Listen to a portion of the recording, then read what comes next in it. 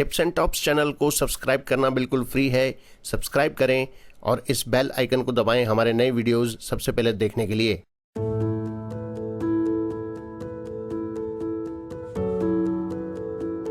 स्वामी राम सुखदास जी महाराज को शत शत नमन।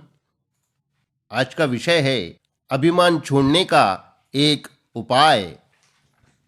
महाराज जी के शब्दों में, अभिमान को कैसे छोड़ा जाए, इस पर विवेचन करने पर विचार आया कि मनुष्य दूसरों के साथ अपना मिलान न करे तो अभिमान से छूट सकता है।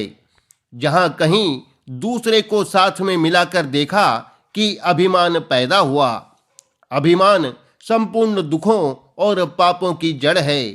एक अभिमान और एक कामना, ये दो ऐसे दोष हैं कि इनके होने पर फिर पीछे कोई दोष बाकी नहीं रहता।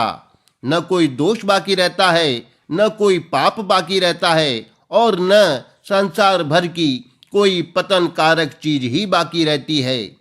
मैंने खूब विचार करके देखा है कि समस्त दुख, संताप, जलन, आफत, रोना, कराहना, नरक, कैद खाना आदि जो कुछ है, सब अभिमान और कामना इन दो से ही होते हैं। जब तक अभिमान रहता है तब तक स्वभाव बिगड़ा हुआ रहता है, सुधरता नहीं है। तो क्या करें कि केवल अपनी तरफ देखें, दूसरों की तरफ देखें ही नहीं। दूसरा अच्छा करता है या मंदा करता है, उस पर दृष्टि डाले ही नहीं। दृष्टि डालोगे तो अभिमान पैदा हो ही जाएगा। तेरे भावे कछु करो, भलो बुरो संसार, नारायण तू बैठी के अपनो भवन बुहार। जो अपने को गुणवान मानता है वह दूसरों को दुख देता है। ध्यान दें, वह ऐसे कि जिसके पास वे गुण नहीं हैं वे उसे चुभेंगे, और आप गुणवान नहीं हैं, दोषी हैं, तो दूसरे को दोष चुभेंगे और अपने को तो चुभेंगे ही। तो दूसरों को दुख से बचाना और स्वयं अभिमान से बचना, यह एक ही बात है। किसी भी बात का अभिमान होगा तो उससे दूसरों को दुख होगा ही।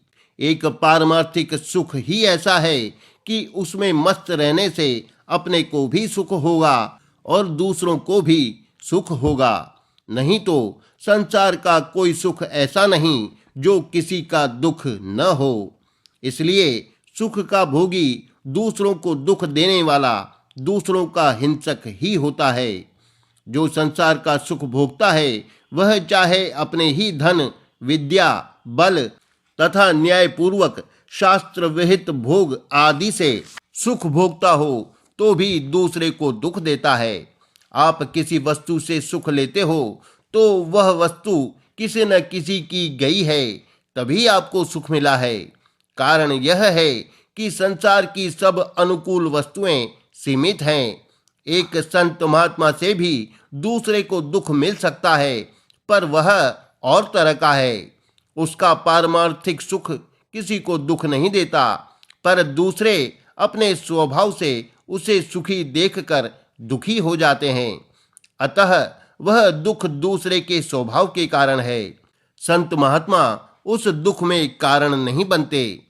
जो अपनी बुद्धिमानी या चतुराई से सांसारिक पदार्थों को प्राप्त करके उनसे सुख भोगता है, वही दूसरों को दुख देता है। पारमार्थिक सुख से सुखी व्यक्ति दूसरे को दुख नहीं देता, पर दूसरे दुख ले लेते हैं। जैसे शिवलिंग पूजन के लिए होता है, पर उससे भी कोई अपना सिर फोड़े तो वह क्या करे। इसलिए सांसारिक सुख से सुखी व्यक्ति ही दुख देता है। यह बड़ी गहरी बात है कि बिना दुख दिए सुख का भोग होता ही नहीं। वह सुख भोग किसी न किसी को पराधीन करता ही है।